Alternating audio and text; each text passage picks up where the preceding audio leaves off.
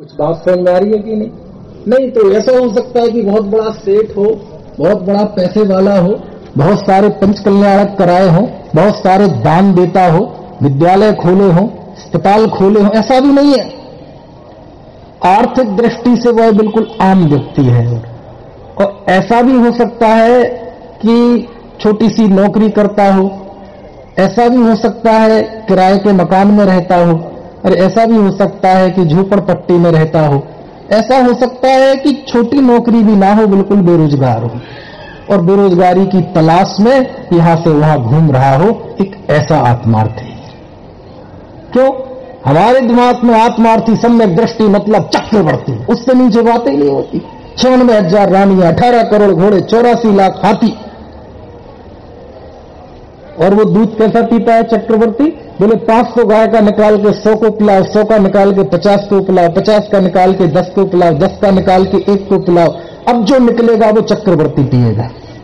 हमने आज तक ऐसे सम्यक दृष्टियों की बात सुनी है। लेकिन मैं जिस आत्मार्थी सम्यक दृष्टि की बात कर रहा हूं, हो सकता है उसको जिंदगी में बेचारे को दूध नसीब भी ना हुआ और उसका बेटे ने कहीं दूध नाम सुन लिया तो उसकी मां ने उसे पानी में आटा घोल के पिला दिया, बोले बेटे यही दूध है, और वो रोज उसे ही दूध मान के पीता है। एक ऐसे आत्मार्थी की बात करूंगा, न जिसके पास पैसा है, न जिसने कोई बहुत बड़े त्याग तप कर रखे हैं, न कोई प्रभावक है, न कोई विद्वान है, कोई ऐसी कला भी नहीं है। कई बार किसी के पास कुछ ना हो लेकिन कोई बहुत अच्छा गाता हो या कोई मिमिक्री करता हो, तो आजकल का सोशल मीडिया का जमाना है, 5 मिनट में पूरे विश्व में फेमस हो जाता है। ऐसे उसमें कोई स्किल नहीं है, कोई टैलेंट नहीं है बाहर में, और ना उसका कोई ग्लैमर है। समझ में आया? नहीं, हो सकता है कोई बहुत सुंदर पुरुष होगा, वो धर्मात्मा जी सुंदर हो सकता है, बिल्कुल कामदेव जैसा सुंदर, नहीं, बिल्कुल एक सामान्य व्यक्ति है ना। ऐसा भी हो सकता है बिल्कुल हाथ अगरबत्ती, पैर मोमबत्ती, पक्के रंग का, एक आंख से काला, बहरा, लूला, शरीर में कोढ़ फूटा है, मक्खियां भिनक रही हैं, और परिवार वालों ने उस व्यक्ति को पकड़ के बाहर कोड़ियों के आश्रम में छोड़ दिया है। अजीत समझ में आ रहा है? ऐसा आत्मार्थी। कुछ बात समझ में आ रही? अरे भैया, चक्रवर्ती तो एक अवसर पड़ी में 12 ही होते हैं, सम्यक दृष्टि तो असंख्यात होते हैं। तो सम्यक दृष्टि के नाम पे केवल चक्रवर्ती की बात चलेगी, इन असंख्यातों में से ऐसे जीवों की बात कौन करेगा? समझ में आए? आत्मार्थी विद्वान तो लाखों में एकाध होता है, प्रभावक तो लाखों में एकाध होता है, तपस्वी तो लाखों में एकाध होता है, बाकी की बात कौन करेगा?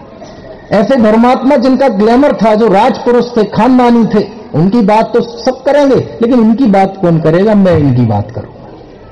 कुछ बात समझ में आ रही? क्यों? चक्रवर्तित्व भी कर्म के उदय का फल है, और ये भी कर्म के उदय का फल है। वहां आत्मार्थी उसका ज्ञाता रहता है, यहां आत्मार्थी इसका ज्ञाता रहता है। समझ में आया? क्यों? हमारे मन में ये नहीं होना चाहिए कि धर्मात्मा जीव कोई बहुत बड़ा ज्ञानी, तपस्वी, प्रवचनकार, शास्त्रकार, शास्त्र का लेखक, टीका वाचक, वांचन करने वाला सेठ, ऐसा कुछ भी नहीं है। बिल्कुल एक जीरो प्रोफाइल वाला व्यक्ति भी, कोढ़ फूटा हुआ व्यक्ति, हो सकता है उसका नगर पालिका के कहीं नाम भी ना हो सकता है उसका आधार कार्ड भी ना हो, और गिरी सी गिरी हालत में वो वोटर भी ना हो, और हो सकता है वो कहीं जंगलों में रहता हो। ऐसी स्थिति वाला भी तो कोई सम्यक दृष्टि हो सकता है। दुनिया उसे कहेगी कि ये धरती का बोझ है, लेकिन आचार उसे कहेंगे सिद्धों का लघुनंदन है। वेद विज्ञान जगे जिनके घट शीतल चित्त भयो जिनी चंदन, केली कर से मारग में जग माही जी निसुर के लघुनंदन, सत्य स्वरूप सदा जिनके प्रगटो अवदात मिथ्यात्व निकंदन, शांत दशा तिनकी पहचानी करे करी जोरी बनारसी वंदन। समझ में आया? दुनिया तो उसे धिक्कारेगी, हो सकता है वो यहां भी आएगा तो सब चाहते हुए पीछे चप्पलों में बैठ जाएगा, किसी को कोई खबर नहीं होगा, कोई आगे उसे नहीं बुलाएगा, इतना लो प्रोफाइल है वो व्यक्ति। समझ में आया? लेकिन उसकी स्तुति कुंदकुंद देव जैसे भी कर, स्तुति मतलब प्रशंसा, कहते उसे परमाणु मात्र भी राग नहीं है, वह निर्भय है, निकांक्षित है, उसे आस्त्रो बंध नहीं है, और छेड़ालाकार तो कहते हैं, हो सकता है यदि वो असंयमी है तो चरित मोह वश लेश न संयम पैसुरनाथ जजे। ऐसा होता है, क्या करें, हम आराधना और उदय की विचित्रता के बीच में एक जो बहुत बड़ी रेखा है, हमने उसको नहीं समझा और ऐसे हुए। सम्यक दृष्टि के नाम पे वो पुराण पुरुष ही क्यों याद आते हैं, समझ में आया। हमारे कविवर भागचंद जी थे, नाम सुना है अपने कविवर भागचंद जी? यहाँ मध्य प्रदेश में एक ईशागढ़ नाम की जगह है, वहां के थे वो, जिन्होंने वो लिखा महावीर स्वामी नयन पथगामी, वो भागचंद जी जिनकी हम लिखी हुई भक्तियां पढ़ते हैं। कौन सी? साची तो गंगा वीतराग वाणी अविच्छिन्न धारा निज धर, बहुत सारी इतनी अद्भुत भक्तियां उन्होंने बनाई हैं कविवर भागचंद जी ने, बहुत बड़ा नाम। लेकिन देखो ऐसे जीवों को कैसा उदय आ जाता है। एक बार ऐसा हुआ कि बिल्कुल दुकान मकान सब बिक गया, कर्जे में डूब गए और बिल्कुल एक तरह से सड़क पे आ गए। कहां आ गए? सड़क पे आ गए और बीवी बच्चों के साथ चल पड़े रोजगार की तलाश में, खाना बदोशों की तरह। समझ में आया भाई साहब? और चलते चलते वो जयपुर पहुंचे। कहां पहुंचे? जयपुर। जयपुर में एक बड़ा मंदिर कहलाता है। बड़े मंदिर के पास जब वे पहुंचे तो उनके बच्चे को दूध चाहिए था। अब दूध कहां से ले, समझ में आया ना? तो उन्होंने, भाई देखो जैनियों का एक बढ़िया है, कोई भी दिक्कत हो आप जिन मंदिर पहुंच जाओ, कहीं भी ढूंढ के, क्योंकि जिन मंदिर यानी संसार की सबसे खूबसूरत जगह, समझ में आया, जहां जिनेंद्र देव विराजमान है, तत्वोपदेश भी मिलता है और साधर्मी मिलते हैं, तो एक दूसरे की सुख चैन भी पूछते हैं। समझ में आया? कोई भी दिक्कत हो आप जिन मंदिर बस पहुंच जाओ। होता है जैनियों का अपना है इतना आपस में प्यार, क्योंकि हमारे आचार्यों ने, हमारे ज्ञानियों ने नफरत करना नहीं सिखाया, समझ में आया ना, साधर्मी वात्सल्य सिखाया। तो पहुंच गए। अब लोटा लेके जब मंदिर में गए तो वहां शास्त्र सभा चल रही थी, जैसे ये चल रहा है ना प्रवचन, ऐसा चल रहा था। तो पंडित आदमी थे और पंडित आदमी थोड़ा ऊपर का माला थोड़ा ऐसे ही होता है इसका, दो चार पैंच ढीले ना हो तो पंडित काएगा, समझ में आया ना? थोड़े से पागलपन होता है ना? इन्हें जिनवाणी देखी फिर ये होश में नहीं रहते, सब भूल जाते हैं दुनिया की भर की बातें। जहां जिन वचन कान में पढ़े और सुध बुद्ध खो देते, ऐसा पागलपन होता है। महावीर जी प्रशंसा में कर रहे, कह रहा हूं। समझ रहा है? तो वो शास्त्र सभा में बैठ गए, सब भूल गए, कौन सी बीबी, कौन सा बच्चा, दूध का लोटा, समझ में आया? अब शास्त्र सभा पूरी हुई और वहां एक गीत भजन गाया गया। कौन सा? साची तो गंगा यह गीत रागवाणी अविच्छिन्न धारा निज धर्म की कहानी। हो गया, शास्त्र सभा पूरी हो गई। अब जब शास्त्र सभा पूरी होकर सब जाने लगे तो सबने पंडित जी को घेर लिया। पता तो था ही नहीं कि ये कौन है। क्यों? क्योंकि आमतौर पर होता क्या है, अच्छा पीठ से सुमत बैठे क्या? अरे हमारे सहपाठी कहाँ पीछे बैठे हो, आगे आओ ना, आ जाओ, आनंद आएगा, आ जाओ। अरे आ जाओ, आ जाओ, आ जाओ। हमारे सहपाठी हैं मोहनलाल सुखाड़िया में असिस्टेंट प्रोफेसर है ना? यही आ जाओ। तो मैं क्या बता रहा था कि वो जब शास्त्र सभा हो गई तो पंडित जी को घेर लिया और घेर के, क्योंकि आमतौर पर क्या होता है, जैसे पंच कल्याणक हैं, हजारों लोग आते हैं, हजारों लोग जाते हैं, तपिश कोई नहीं पूछता। शिविरों में आते हैं लोग, जाते हैं, कोई नहीं पूछता। लेकिन प्रतिदिन की सभा में यदि कोई एक नया श्रोता भी आ जाए तो व्यक्ति पूछता है। और आज भले ही ना पूछे, मैं बात कर रहा हूं लगभग 150-200 साल पहले की। लोगों में सदाशयता थी, सहृदयता थी, एक दूसरे के दुख सुख को देखते थे, अब तो पड़ोसी के यहां मर जाए तो अखबार में पढ़ते हैं कि इसके यहां उठावनी है। इस बात समझ आ रही? तो लोगों ने घेर लिया, नए व्यक्ति दिखे, जयपुर जैसी विद्वानों की राजधानी। तो वहां उनसे पूछा, भाई साहब आपको पहली बार देख रहे हैं, आप कौन हैं? उस समय कविवर भागचंद जी कुछ देर के लिए शॉक्ड से हो जाते हैं और कुछ सोचते हैं। क्या सोचते हैं?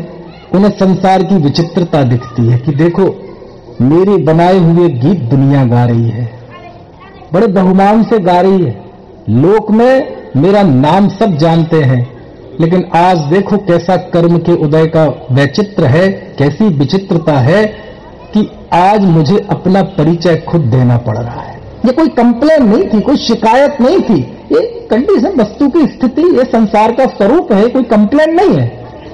और ऐसे उदय की विचित्रता कि देखो जिन धर्म मिला, जिन वाणी मिली, सब कुछ मिला, लेकिन देखो एक उदय का एक सेक्टर ऐसा है कि मैं खाना बदोशों की तरह घूम रहा हूं, आज यहां आ गया हूं, मैं अपना परिचय दे रहा हूं।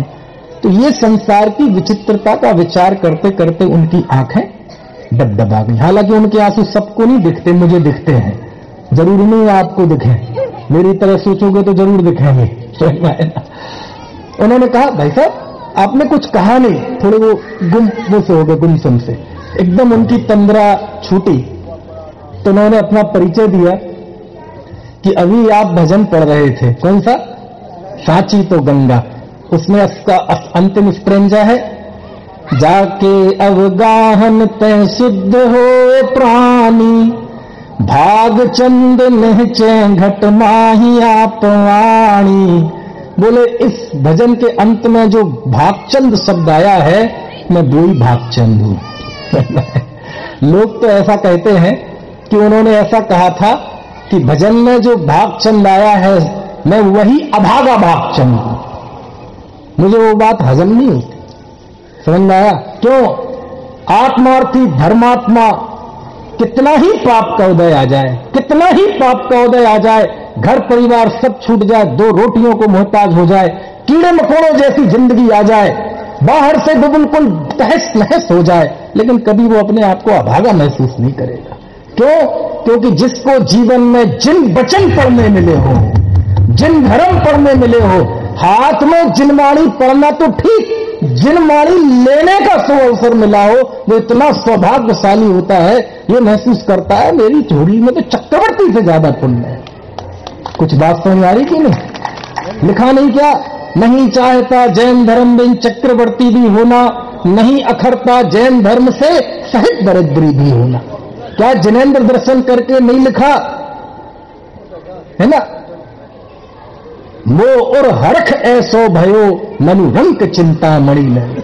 हे भगवान, आपके दर्शन करके मुझे ऐसा लगा जैसे किसी भिखारी को चिंता मणि रत्न मिल गया, जिसे देव दर्शन मिले, जिसे जिनवाणी पढ़ने मिले, जिसे तत्वोपदेश मिले, वो तो अपने आप में चक्रवर्ती से भी बड़ा अनुभव करता है। गौरव, मैं तो संसार का सर्वोत्कृष्ट सौभाग्यशाली व्यक्ति हूं, इनसे मेरी क्या तुलना?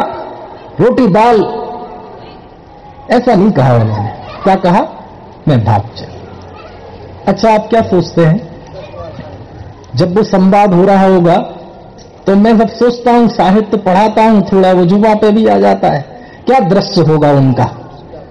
बढ़िया लॉन का 1800 रुपये मीटर वाला कलप किया हुआ, ड्राई क्लीनिंग किया हुआ, और वो क्रीच ऐसी कि बगल से कोई लग जाए तो खून निकल आए, ऐसा वाला कुर्ता पहने होंगे?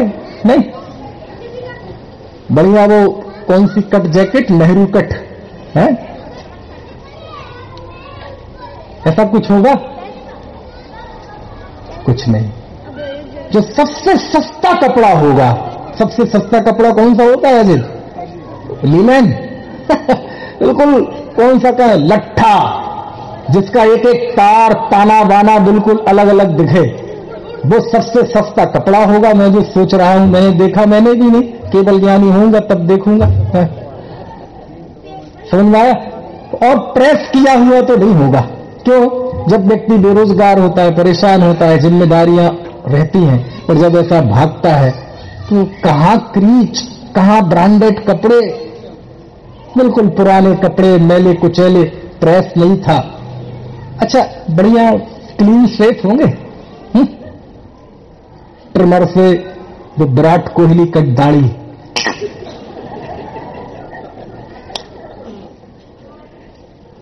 या वो 3 रेजर वाला जिलेट का, नहीं, दाढ़ी बड़ी हुई, चेहरे की स्थिति जैसे बिल्कुल झाड़ फंदूस,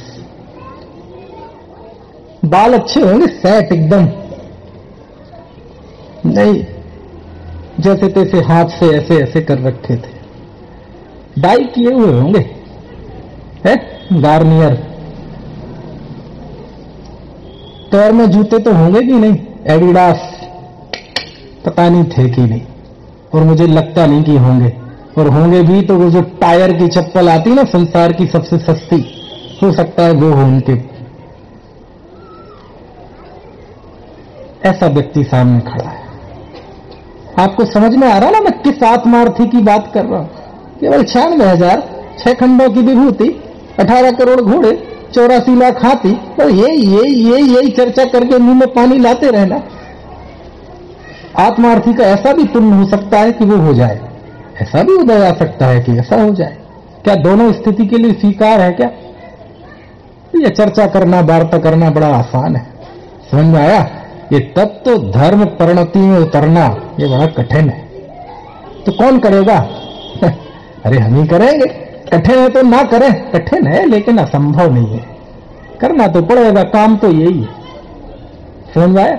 ऐसा एक व्यक्ति खड़ा है और लोग घेरे हुए हैं, मैं भागचंद अपना परिचय दे रहा है, तहलका मच गया, तहलका मच गया वहां। अरे सुनो सुनो, कबीर भागचंद जी आए हैं, भागचंद जी आए हैं, भागचंद जी आए हैं। कहने का आशय क्या सीन होगा वो आप समझ सकते हैं। यानी एक ऐसा आत्मार्थी, इनको तो चलो इनका तो नाम भी था कबीर का, एक प्रतिभा थी, कवि थे, ऐसा भी तो हो सकता है कि वो प्रतिभा भी ना हो, है?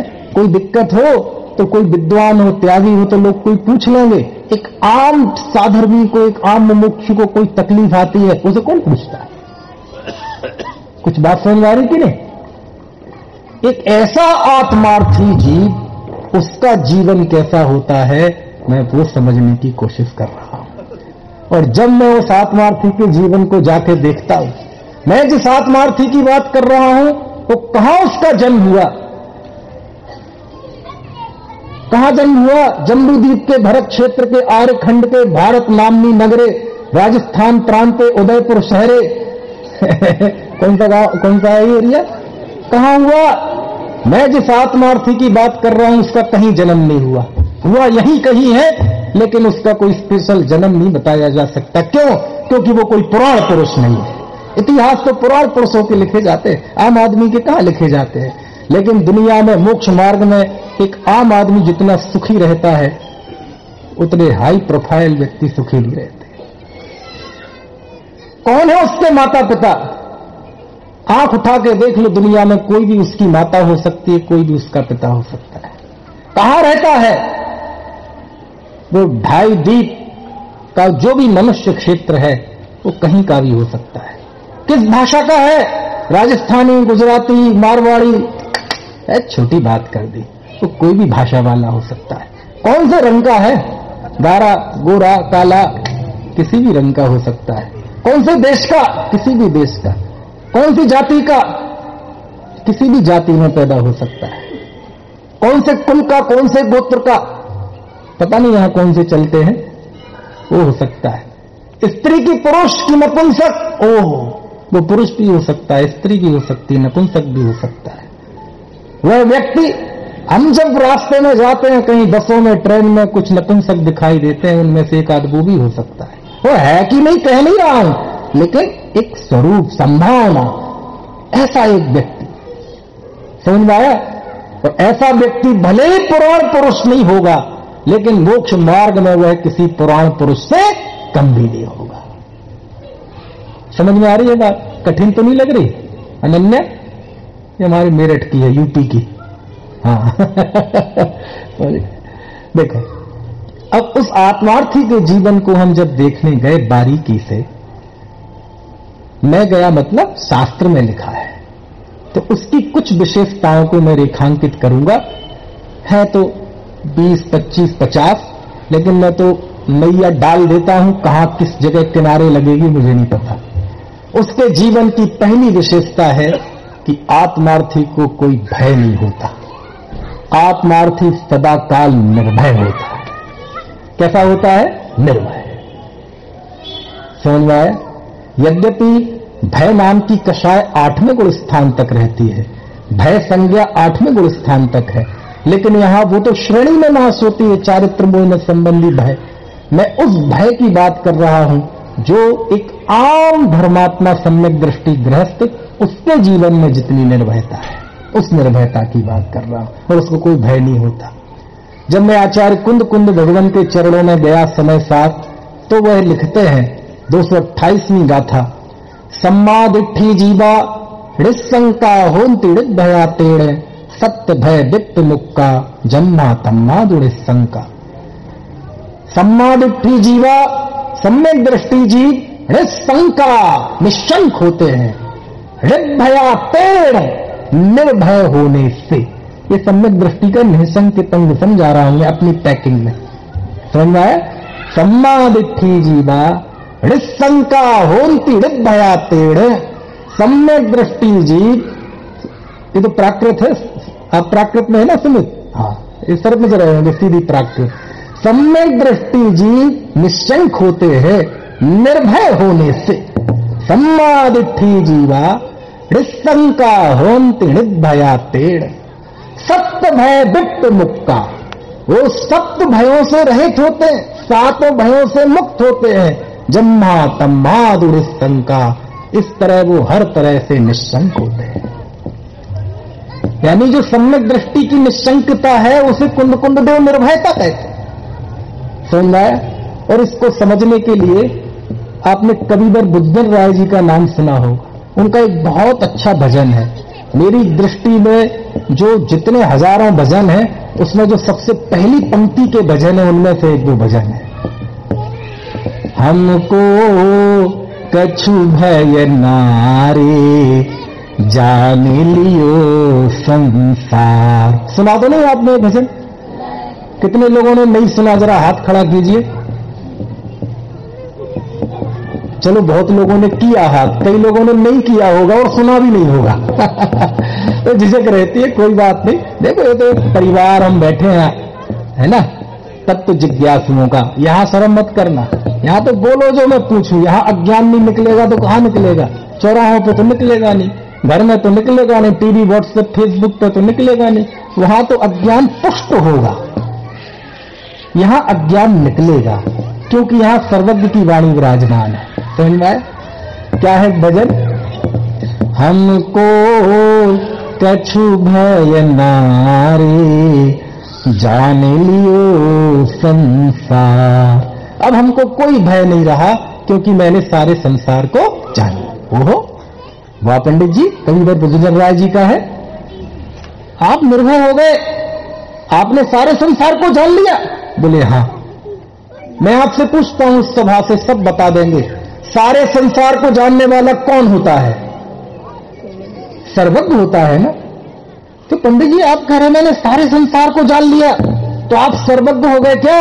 अरे थोड़ा सोच समझ के बोलो ना। सर्वज्ञ हो गए आप। देखो, ये बात दो लहजे में कही जा सकती है। एक तो इस लहजे में भी कही जा सकती है कि ओ भैया सुनो, मैंने सारी दुनिया देख रखी, सब स्वार्थ के सगे हैं, सब सुख में काम में आते, कोई दुख में काम नहीं आता। ये बच्चों को जिंदगी भर पढ़ाया लिखाया, इसकी परवरिश की, व्यापार किया, इसने ही घर से निकाला, हमें समझाने की कोशिश ना करो, हमने सारी दुनिया देख रखी। एक तो ये बात इस लहजे में कही जा सकती है, ये लहजा यहां नहीं है, क्योंकि ये शिकायत है, ये कषाय है। समझ में है? यह लहजा किसी व्यक्ति की बात नहीं है। मैंने सारे संसार को जान लिया, मतलब वस्तु के स्वरूप को जान लिया, और वस्तु का स्वरूप जानने का नाम ही है सारे संसार को जानना। नहीं, लेकिन आप बिल्कुल ऐसे कह दिया, हम मुंह उठाया, हमको कछु भय नारे जान लियो संसार। तो पंडित जी, सारे संसार को जानने वाला तो केवल ज्ञानी होता है ना। आप कैसे कहते हो कि मैंने सारे संसार को जान लिया? लगता है आपने तत्वार्थ सूत्र नहीं पढ़ा बुद्धजन राय जी, जिसमें आचार्य उमा स्वामी लिखते हैं सर्वद्रव्य पर्यायेषु केवलस्य, समस्त द्रव्य और उनकी पर्याय किसका विषय है? केवल ज्ञान का। पाठमाला सब वहां पढ़ाया जाता है तत्वार्थ सूत्र, नहीं पढ़ा क्या? अरे चलो ये छोड़ो, छह ढाला तो पढ़ी होगी, सकल द्रव्य के गुण अनंत पर जाए अनंता, जाने एक काल प्रगट केवली भगवंता।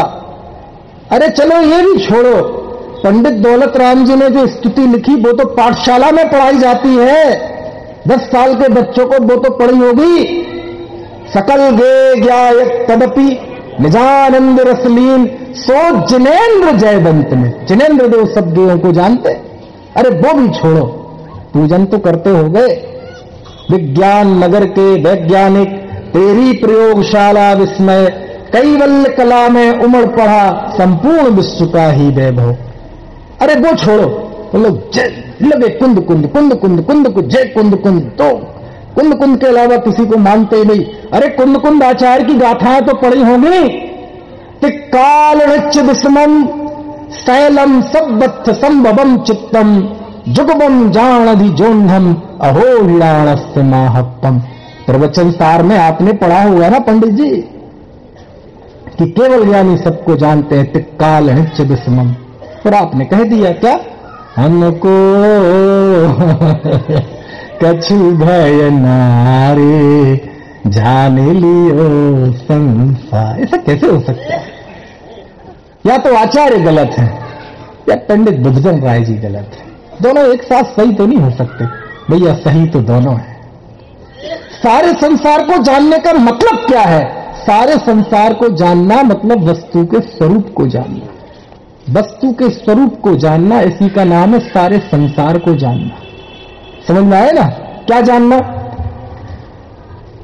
दुनिया में जाति अपेक्षा 6 द्रव्य हैं और संख्या अपेक्षा अनंतानंत द्रव्य है। जीव अनंत है, पुद्गल अनंतानंत है, धर्म एक है, अधर्म एक है, आकाश एक है, काल असंख्यात है। जीव चेतना गुण वाला है, पुद्गल पूर्ण गलन वाला है, धर्म है गति हेतुत्व वाला है, अधर्म स्थिति हेतुत्व वाला है, आकाश अवगाहन हेतुत्व वाला है, काल वर्तना हेतुत्व वाला है। ये सभी 6 द्रव्य आपस में मिलकर रहते हैं, एक दूसरे को अवगाहन देते हैं, लेकिन कभी अपने स्वरूप को छोड़ते नहीं हैं। इन सभी 6 द्रव्यों में निमित्त नैमित्तिक संबंध तो है, लेकिन कर्ता कर्म संबंध नहीं है। सभी जीवों में आपस में सुख दुख का निमित्त नैमित्तिक संबंध देखा जाता है, लेकिन इनमें कर्ता कर्म संबंध नहीं है। इस अनंत इस सृष्टि के बीच में मैं एक शुद्ध चैतन्य द्रव्य हूं। ना मेरा कभी जन्म हुआ है, ना मेरी कभी मृत्यु होगी। मैं स्वभाव से शुद्ध एक गायक भगवान आत्मा हूं, मेरा पर से कोई संबंध नहीं है। इतना जान लिया, इसका नाम है मैंने सारे संसार को जान लिया। सारे संसार को जानने के लिए संसार की एक एक वस्तु को जानना जरूरी नहीं है। कैसे जानोगे? इस शरीर को जानना हो तो क्या जानना है? इस शरीर में 208 हड्डियां हैं, इतना किलो मांस है, इतना खून है, इतनी चर्बी है, एक सुई के अग्रभाग जितने 10 लाख कोशिका। ये शरीर मैं नहीं हूं, बस इसका नाम है शरीर को जानना। सब जानता हूं। मैं आपसे पूछता हूं, यहां से भाई साहब खेमचंद जी, यहां से गली निकलेंगे, नुक्कड़ पे एक बहुत बढ़िया प्राइम लोकेशन पर एक लगभग 500 गज का एक शानदार प्लॉट खाली पड़ा है। उसके बारे में आप जानते हैं? मैं जानता हूं। बीरेन भैया को नहीं बताएंगे नहीं तो जाके देखने लगेंगे। क्या जानता हूं मालूम? वो मेरा नहीं है।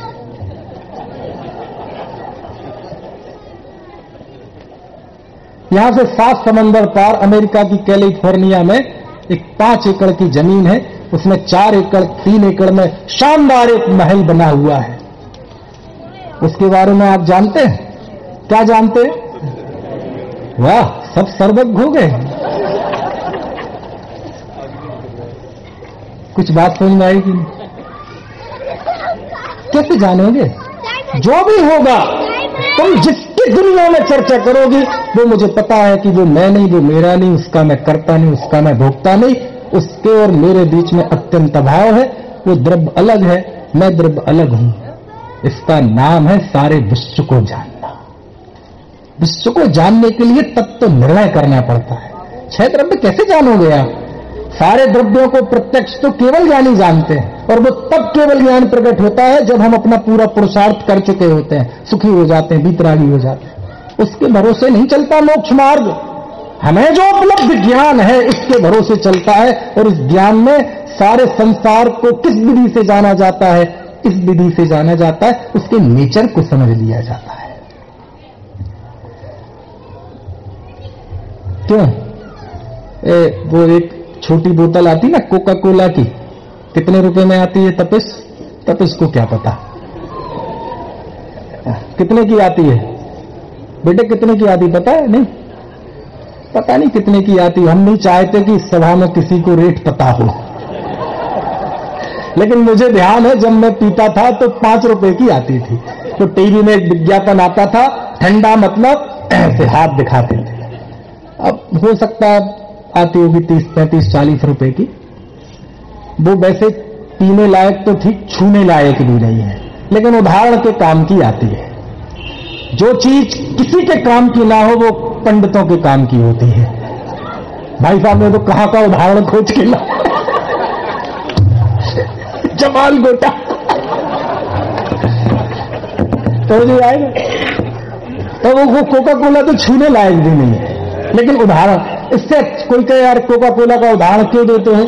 कोई दूसरा पता चल जाए तो वो बता देना, हम उसका देने लगेंगे, हमें कोई मतलब नहीं है कोका कोला से।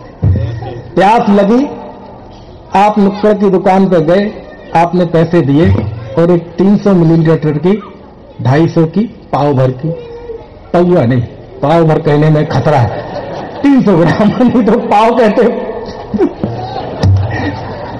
300 ग्राम मिलीलीटर की कोका कोला आपने ली, गट गट की, मजा आ गया, चखली ना। आपने 300 मिलीलीटर एक बोतल कोका कोला पी है, लेकिन आपने उस दुकान में जितनी कोका कोला रखी थी उनको चख लिया कि नहीं चख लिया? उनको मुंह में दिया, पैसे दिए, उनको छुआ नहीं, देखा नहीं, खरीदी नहीं और जुबान पर रखी भी नहीं, और आपने फ्री में उस दुकान की सारी कोका कोला चख ली। दुकान की नहीं, पूरे उदयपुर में जो लाखों बोतलें कोका कोला की हैं, खरीदे बिना, देखे बिना, छुए बिना, पैसे दिए बिना चख ली कि नहीं चख ली? पूरे भारतवर्ष में ही, अरे यहां से 7 समंदर पार कनाडा के टोरंटो में कहीं कोका कोला कहीं रखी हुई है किसी मॉल में, हम वहां गए नहीं। बोले पंडित जी हम तो अपने गांव से बाहर नहीं निकले, कहीं गांव से बाहर जाए बिना उसने 7 समंदर पार वहां की कोका कोला चखली की नहीं चखली। और इतना ही नहीं, भूतकाल में जितनी कोका कोला बनी, भविष्य में जितनी बनेगी, सारा चखली। बोले त्रिकालज्ञ हो गया कि नहीं हो गया? सर्वज्ञ हो गया कि नहीं? काय का? कोका कोला का। कुछ बात समझ आ रही कि नहीं? यानी उस 300 मिलीलीटर के स्वाद में उसने दुनिया की सारी कोका कोला को जाए बिना, देखे बिना, छुए बिना चख लिया। हो गया ना? ऐसे ही हम सारे संसार को कैसे जानेंगे बिना केवल ज्ञान के? वो तो केवल ज्ञान ही जानते, प्रत्यक्ष तो सारे संसार को। हम क्या जानते हैं? हम उसके स्वरूप को जानते हैं। और स्वरूप क्या है? स्वरूप यह है, सुख दुख दाता कोई न आन, मोह राग रुस दुख की खान। समझ में आए ना? होता जगत स्वयं परिणाम, मैं जग का करता क्या काम। बस इतना जान लिया तो मानो सारे संसार को जान लिया। कुछ बात समझ में आ रही कि नहीं? ऐसे सिस्टम को जानना है, बस एक सिस्टम होता है संसार में, एक तंत्र होता है, तंत्र को जान लो, बस हो गया। समझ? आप मोबाइल में जाते हैं, गड़ी दुकानों में मोबाइल के रहते ना, मोबाइल सुधारने की, उसमें लिखा रहता है यहां सभी कंपनी के सभी मोबाइल सुधारे जाते हैं। अच्छा बेटे, तुझे पता भी है दुनिया में मोबाइल की कितनी कंपनियां हैं? बोले नहीं पता। तब भी सुधार लेगा? हाँ सुधार लेगा। दुनिया के सारे मोबाइल खोल के देख लिए तुमने? बोले नहीं। तो फिर भी सुधार लोगे? हाँ सुधार लेंगे। ये आत्मविश्वास इसके अंदर आया कहां से? तो उसने सिस्टम को जान लिया। अरे भैया कोई भी कंपनी का मोबाइल ले आओ, ये ब्लूटूथ है, ये स्पीकर है, ये स्क्रीन है, ये कीपैड है, ये वो सिस्टम जान लिया। अब हमें दुनिया के एक एक मोबाइल को खोल के देखने की जरूरत नहीं है। आंख बंद करके दुनिया का तुम कोई भी मोबाइल ले आओ, हम उसको सुधार देंगे। ये कॉन्फिडेंस आया कहां से उसके पास? सिस्टम को जान लिया। भाई साहब आप गाड़ी चलाते हैं, आजकल तो नहीं चला रहे होंगे, तो आप अपनी गाड़ी चला पाएंगे? मान लीजिए मेरी होगी तो चला लेंगे कि नहीं? सारे उदयपुर की गाड़ी चला लेंगे, भले उसको छुआ ना हो, देखा ना हो। क्यों? ABC एक्सीलेटर, ब्लैक क्लिच, ये स्टीयरिंग, ये साइड, सिस्टम जान लिया है ना। अब कोई भी गाड़ी रख दो हम चला लेंगे। सिस्टम को जानना ही संसार को जानना है। हे भगवान मैंने संसार के सिस्टम को जान लिया है। और सिस्टम क्या है? सिस्टम यह है कि होता जगत स्वयं परिणाम, मैं जग का करता क्या काम, सुख दुख दाता कोई ना आन, मोह राग रुस दुख की कहान, मैं वह हूं जो है भगवान, मम स्वरूप है सिद्ध समान। इसका नाम सिस्टम को जानना है। कुछ बात समझ आ रही कि नहीं है? सिस्टम को जान लो बस।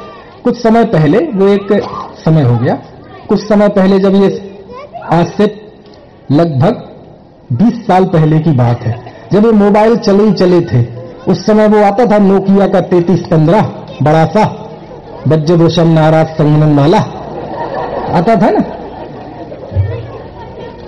उस समय CDM का सिलसिला शुरू हुआ था, रिलायंस वालों ने शुरू किया था, धीरू भाई अंबानी स्मृति। और उस समय जो विज्ञापन आया था रिलायंस का, पोस्टपेड था, छोटी सी सेट, और उसका स्लोगन था कर लो दुनिया मुट्ठी में। याद है किसी को? है? क्या नाम बेटे आपका? है? कितनी उम्र हो गई? हाँ, तो उस समय या तो पैदा नहीं हुआ होगा या होने की प्रक्रिया में होगा। मतलब 2003 की बात है, 20 साल का बता रहे, अब 24 आ गया, आ जाएगा कुछ घंटों बाद। उस समय की बात। तो स्लोगन आता था कर लो दुनिया मुट्ठी में। मैंने कहा देखो यार, विजन देखो अगले का। एक 3 इंच की डिवाइस हाथ में देके, उस समय स्मार्टफोन नहीं था, 5G 4G तो उस समय परियों की कथाएं सी लगती थी, इंटरनेट नहीं था मोबाइल में, ब्लैक एंड व्हाइट फोन, और उसको हाथ में देके वो उसने महसूस करा दिया कि कर लो दुनिया मुट्ठी में। समझ में आया ना? मोक्ष मार्ग में क्या है कर लो दुनिया मुट्ठी में? ये कर ली दुनिया मुट्ठी में। सर्वज्ञों के द्वारा बताया हुआ वस्तु का स्वरूप जान लिया ना, जो जिन वाणी में लिखा है, तो समझ लो सारी दुनिया हमने मुट्ठी में कर ली। ये आत्मविश्वास। क्यों? बस एक संसार में एक सिस्टम है, उस सिस्टम को हमने जान लिया। जीव का सुख दुख, जीवन मरण, हर्ष विषाद अपने कर्म के उदय के अनुसार, अपनी होनहार से, अपने समय पर होता है, और मैं ज्ञाता हूं। इतना जान लिया। परिस्थिति सदाकाल एक सी नहीं रहती, और मेरा स्वभाव कभी बदलता नहीं है। परिस्थिति स्थिर नहीं रह सकती, और मैं अस्थिर नहीं रह सकता। ये जो भेद विज्ञान है, यदि ये हो लिया तो समझ लो हमने सारे संसार को जान लिया। कि दुनिया मेरी मुट्ठी में आ गई, और इस विधि से आप सब संसार को जान जाओ। आप बोलो, आप कोई भी क्वेश्चन पूछो मुझे संसार का, मैं उसका जवाब दे दूंगा। कोई भी। वो बाबा देते ना, पर्चे फर्चे निकालते हैं, करते हैं, हाँ, और भी कृपा रुकी, ये हरी चटनी लाल चटनी। मैं भी एक छोटा मोटा बाबा हूं, पूछो कोई प्रश्न, मैं भी जवाब दूंगा। कोई पूछता है साहब मेरी शादी नहीं हो रही, शादी कब होगी? तो बता दूं संसार का सिस्टम, होनी होगी तो ही होगी, जिससे होनी होगी उससे ही होगी, जहां होनी होगी वहीं होगी, जब होनी होगी तभी होगी, जैसी होनी होगी वैसी होगी, और नहीं होनी होगी तो कभी नहीं होगी।